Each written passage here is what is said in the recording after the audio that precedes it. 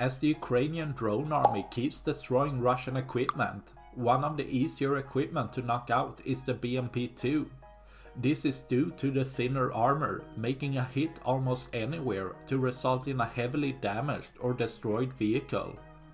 As seen with this Ukrainian FPV drone with an RPG warhead targeting the BMP, as it hits the front section, which has the vehicle's thickest armor, as it's most likely to get hit here, the warhead can be seen not only penetrating the armor, but punching through down to the ground, showing how easily it can penetrate through the entire vehicle, blasting open a hole, sending fragments in the process, destroying another of Russia's vehicle, leaving one less for tomorrow. That's all I had for this video. Please like and subscribe for more. Thanks for watching. Bye.